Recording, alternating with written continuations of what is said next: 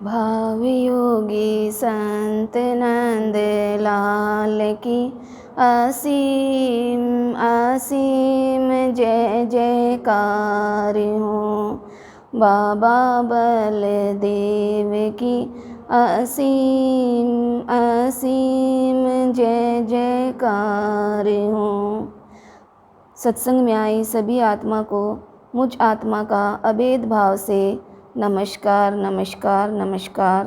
बाबा गुरुदेव गुरु माँ के चरणों में मेरा कोटि कोटि नमन।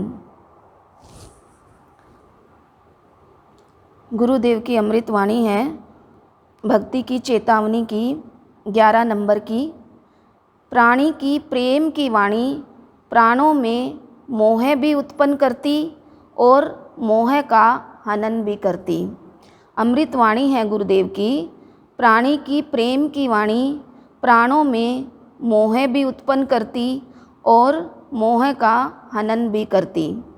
अमृत वाणी में गुरुदेव कह रहे हैं कि प्राणी की प्रेम की वाणी प्राणों में मोह उत्पन्न करती है, कि जो प्राणी की प्रेम की वाणी होती है वह मोह भी उत्पन्न करती है और मोह का हनन यानी मोह को ख़त्म भी करती है। गुरुदेव कह रहे हैं कि मोह उत्पन्न कैसे करती है प्राणी की प्रेम की वाणी, कि जैसे कि हमारे परिवार में, हमारे मतलब घर में परिवार में बच्चे, हमारी दोस्ती होती है किसी से, तो कह रहे कि वो मतलब हमारे प्रेम की वाणी, उनकी प्रेम की वाणी होती है, वे हमारे अंदर मोह को उत्पन्न करती है।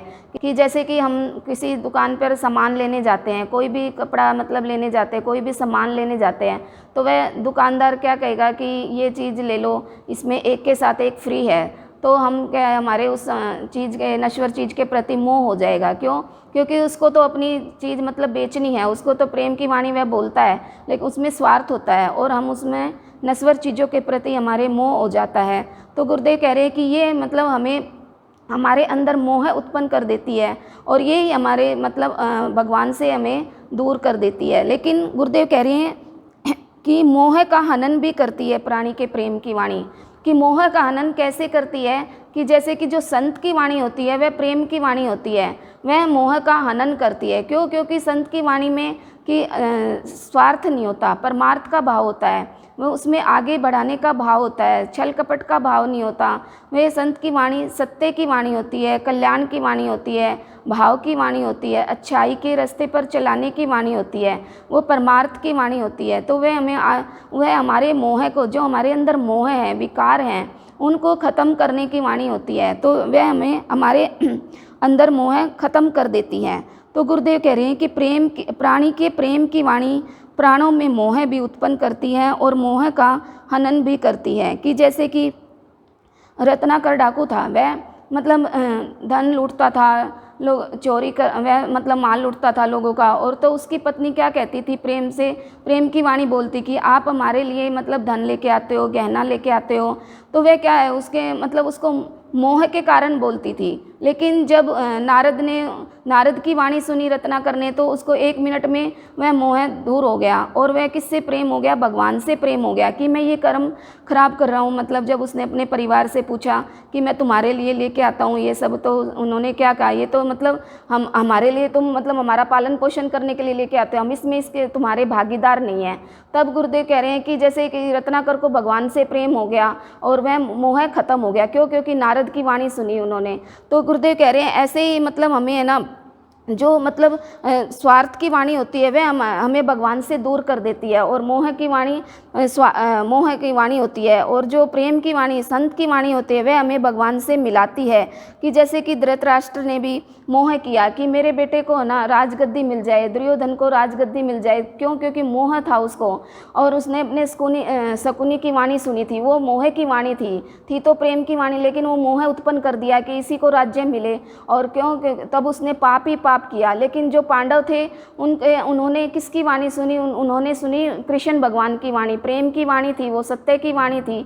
तो उन्होंने परमार्थ के कार्य किए, सत्य के कार्य किए, और वे भगवान के साथ ही रहे। तो गुरुदेव कह रहे हैं कि हमें ऐसी वाणी नहीं सुननी जो हमारे अंदर मोह उत्पन्न कर दे। जैसे गुरुदेव की वाणी है, अमृत वाणी है, हम रोज़ सुनते हैं, तो ये हमारे अंदर जो हमारे अंदर मोह है, विकार हैं, उनको दूर करती है, और वे धीरे धीरे दूर होते हैं। तो मोह हमारे अंदर धीरे धीरे दूर होगा तभी हमारे अंदर प्रेम का भाव आएगा। ये कब होगा? जब हम रोज़ गुरुदेव की अमृतवाणी है ये सुनेंगे। गुरु माँ हमें सत्संग में आके यही बताती है कि हम रोज़ सुनेंगे, रोज़ गुरुदेव की अमृतवाणी को ग्रहण, जो 2 आज्ञा हैं उनको रोज़ ग्रहण करेंगे, उन आज्ञा को, तभी हमारे अंदर जो प्राणों में मोह है ना वे धीरे धीरे दूर होगा और वह जो भगवान के प्रति प्रेम है वह हमारे अंदर आएगा। क्योंकि हम सत्संग में सुनते भी है गुरु माँ से कि भगवान संत की वाणी क्या होती है, भगवान की वाणी वो होती है कि जैसे वे क्या कहते हैं कि गुड़ से मीठा मेरा भगवान और भीतर बाहर एक समान। क्योंकि उनके अंदर जो अंदर होता है वही बाहर होता है, और जो वो मतलब इसीलिए वो मतलब उनकी प्रेम की वाणी होती है। तो हमारे अंदर जो मोह है वह दूर करती है और प्रेम का भाव उत्पन्न करती है। तो गुरुदेव की अमृत वाणी है, प्राणी की प्रेम की वाणी प्राणों में मोह भी उत्पन्न करती है और मोह का हनन भी करती है।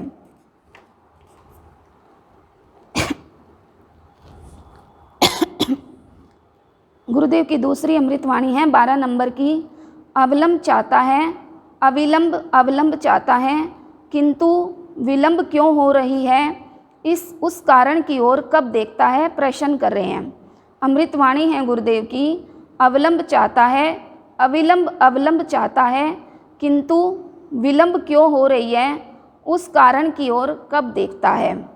अमृतवाणी में गुरुदेव कह रहे कि अविलंब चाहता है, आधार चाहता है। अविलंब मतलब आधार चाहता है प्राणी, अविलंब चाहता है, तुरंत ही आधार चाहता है, मतलब लेट नहीं हो, उसको देरी नहीं हो, वह आधार चाहता है। किंतु विलंब क्यों हो रही है, देर क्यों हो रही है, उस कारण की ओर कब देखता है। कि प्राणी उस कारण की ओर कब देखता है कि मेरे इस कार्य में देर क्यों हो रही है, विलंब क्यों हो रही है। तो जैसे कि जैसे कि कोई बच्चा है वह मतलब पेपर दे और वह सोचे कि आज ही रिजल्ट आ जाए, अगर उसका आज ही मतलब तुरंत रिजल्ट आ जाएगा तो कैसा रिजल्ट आएगा, उसमें आधा अधूरा ही रिजल्ट आएगा, उसमें पूरे नंबर नहीं मिलेंगे उसको। और ऐसे ही जैसे कोई बीमार है बच्चा और वह डॉक्टर से दवाई लेके सोचे कि मैं आज ही ठीक हो जाऊं, तो वह कैसे ठीक होगा, वह कोर्स कंप्लीट करेगा, अपने दवाई का कोर्स पूरा करेगा तभी तो वह ठीक होगा ना।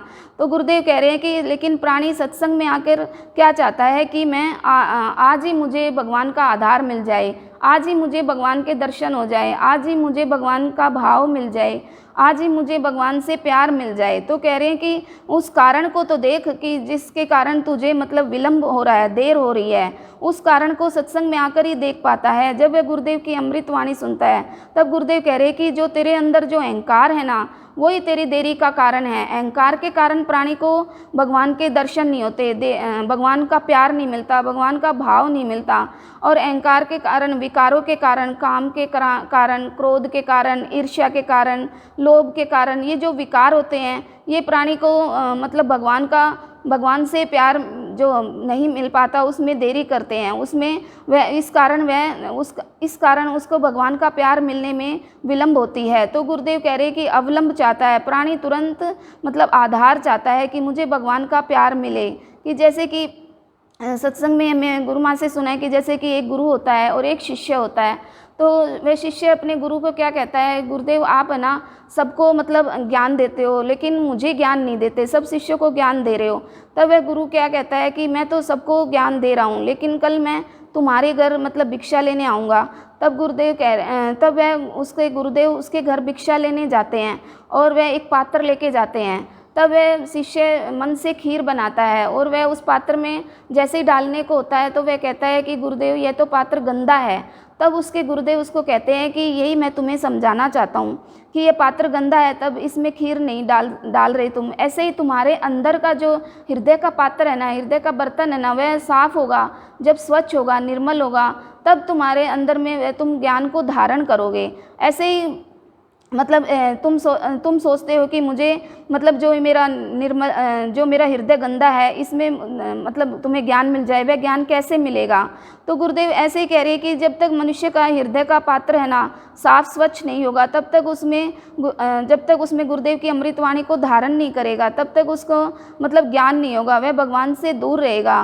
तो गुरुदेव की अमृतवाणी है, अविलंब चाहता है, अविलंब चाहता है, किंतु विलंब क्यों हो रहा है, हो रही है उस कारण की ओर कब देखता है। कि जैसे कि हम संसार में जैसे कि एक बीज डालते हैं ज़मीन में और उसको हम सोचे कि हमें आज ही पेड़ मतलब वह बन जाए, तो वह कैसे बनेगा, उसका ज्ञान हमें है कि यह पेड़ अभी मतलब जब तक इसकी सिंचाई नहीं करेंगे, इसको पानी नहीं देंगे, इसको प्रकाश नहीं मिलेगा, इसकी देखभाल नहीं करेंगे, तब तक ये पेड़ कैसे बनेगा। पेड़ जब भी बनेगा जब इसको मतलब सिंचाई करेंगे, इसको हम धैर्य रखेंगे, तो उसमें धैर्य की ज़रूरत होगी। धैर्य बाहर का तो हमें ज्ञान है कि हमें पेड़ कब बनेगा, यह कब फल देगा, कब इसकी यह छाया देगा, तो उसमें हम धैर्य रखते हैं। ऐसे ही गुरुदेव कह रहे हैं कि सत्संग में आके तुम सोचो कि मुझे आज ही सब कुछ मिल जाए, तो वह कैसे होगा। तुम सत्संग में आके भक्ति करोगे, गुरुदेव की अमृतवाणी सुनोगे, प्रवचन सुनोगे, भाव सुनोगे, तभी तुम्हें वह मतलब भाव मिलेगा, वह प्यार मिलेगा। तब तुम्हारे अंदर में जो तुम्हारा हृदय गंदा है, अपवित्र है, अशुद्ध है, वह निर्मल होगा, स्वच्छ होगा। और तुम चाहो कि तुरंत ही हो जाए, अविलंब चाहता है कि तुम चाहो कि वह तुरंत ही मिल जाए मुझे, वह कैसे होगा। उस कारण को देखो, उस कारण की तरफ देखो कि मुझे ये क्यों नहीं मिल रहा। तो ये तभी मिलेगा जब तुम रोज़ सत्संग में आकर अमृतवाणी सुनोगे और उसको धारण करोगे, गुरु की आज्ञा का पालन करोगे। तो गुरुदेव की अमृतवाणी है, अवलंब चाहता है, अवलंब चाहता है, किंतु विलंब क्यों हो रही है, उस कारण की ओर कब देखता है। पहली अमृतवाणी है गुरुदेव की, प्राणी की प्रेम की वाणी प्राणों में मोह भी उत्पन्न करती है और मोह का हनन भी करती है। दूसरी अमृतवाणी है गुरुदेव की, अवलंब चाहता है, अवलंब चाहता है, किंतु विलंब क्यों हो रही है, उस कारण की ओर कब देखता है।